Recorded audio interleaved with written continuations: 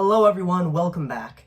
Now, if you didn't know, today, March 25th, is called Tolkien Reading Day, and Tolkien Reading Day on March 25th, in case you didn't know, is the date of the fall of Barad-dûr.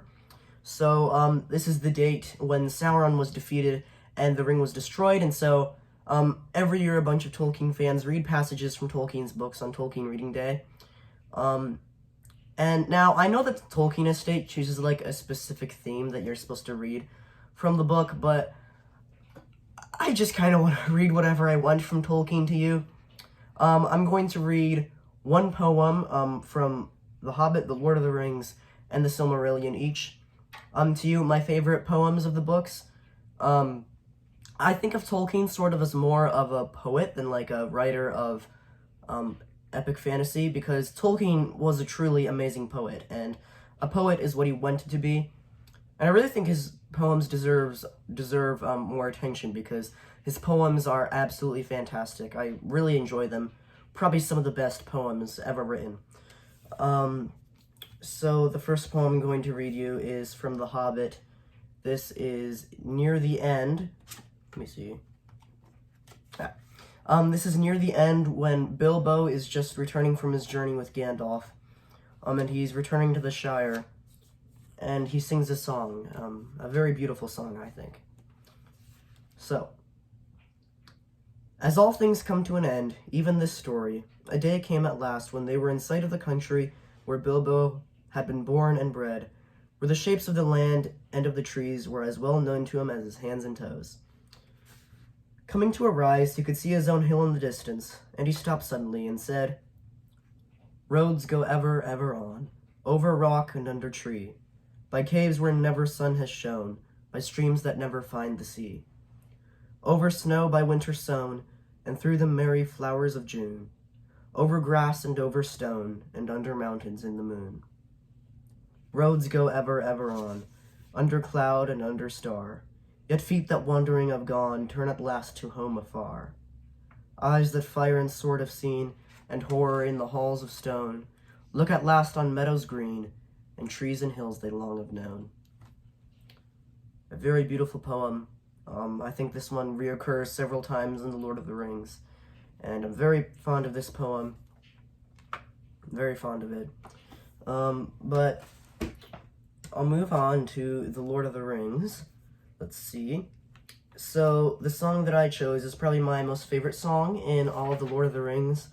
It is when Sam Gamgee is searching for Frodo after the orcs have captured him in Cirith Ungol, and he can't find where he was supposed to go, and he thinks that Frodo's gone, that he'll never find Frodo, and he feels very helpless. He feels trapped in Mordor, in Cirith Ungol, and he's feeling very depressed right now. And then he sings a song to himself that Frodo hears, and he sings back to Sam, and that's how Sam ends up finding Frodo captive, and he frees him from the orcs, and they journey to Mount Doom. But I'm going to read that poem to you now. In western lands beneath the sun, the flowers may rise in spring, the trees may bud, the waters run, the merry finches sing. Or there may be 'tis cloudless night, and swaying beaches bare, the elven stars as jewels white amid their branching hair.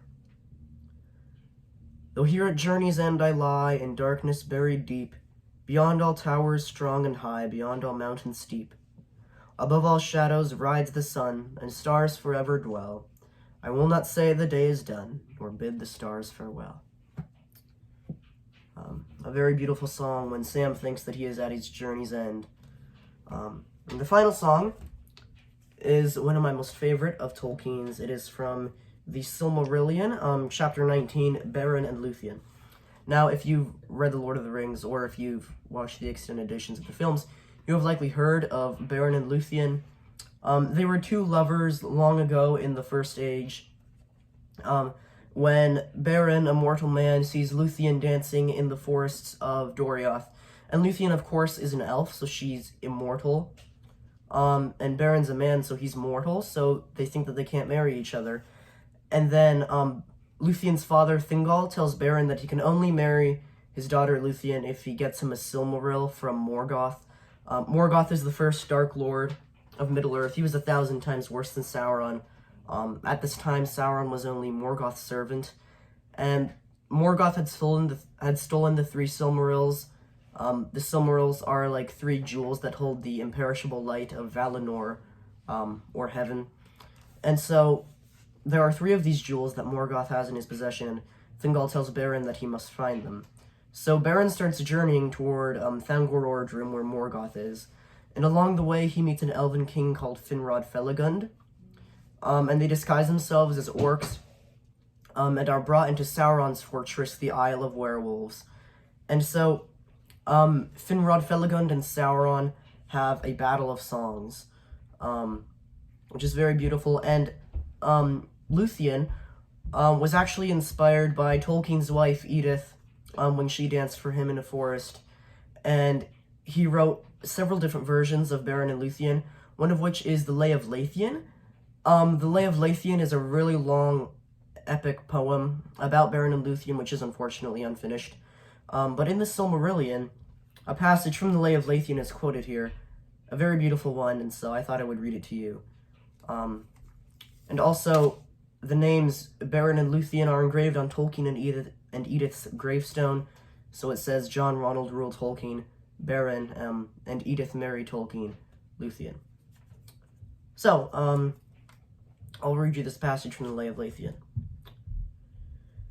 Thus befell the contest of Sauron and Felagund, which is renowned.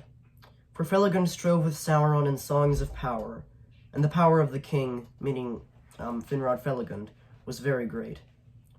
But Sauron had the mastery, as is told in the Lay of Leithian. And then here's the passage from the Lay of Leithian. He chanted a song of wizardry, of piercing, opening of treachery, revealing, uncovering, betraying. Then sudden Felagund there swaying, sang in answer a song of staying, resisting, battling against power, of secrets kept, strength like a tower, and trust unbroken, freedom escape, of changing and of shifting shape, of snares eluded, broken traps, the prison opening, the chain that snaps. Backwards and forwards swayed their song, reeling and foundering as ever more strong. The chanting swelled, Felagund fought, and all the magic and might he brought of elvenness into his words. Softly in the gloom they heard the birds, singing afar in Nargothrond, thrond, the sighing of the sea beyond the western world on sand of pearls in the elven land. Then the gloom gathered, darkness growing, in Valinor the red blood flowing. Beside the sea where the Noldor slew the foam riders and stealing drew their white ships with their white sails from lamplit havens. The wind wails, the wolf howls, the ravens flee, the ice mutters in the mouths of the sea. The captive sad and Angband mourn, thunder rumbles, the fires burn, and Finrod fell before the throne. Very beautiful poetry by J.R.R. Tolkien. I just thought I would read 3 quick excerpts from some of his poems from each one of his most well-known works, which is The Hobbit, The Lord of the Rings, and The Silmarillion. I really hope you enjoyed watching this video. I enjoyed making it. Thank you so much for watching it. If you did enjoy watching it, smash that like button, but smash it softly and smash it lovingly. And please subscribe to my channel, as I do lots of book reviews, and basically anything else related to books like this. So, thank you so much for watching this video. Farewell. Or as the elves say, Namarie.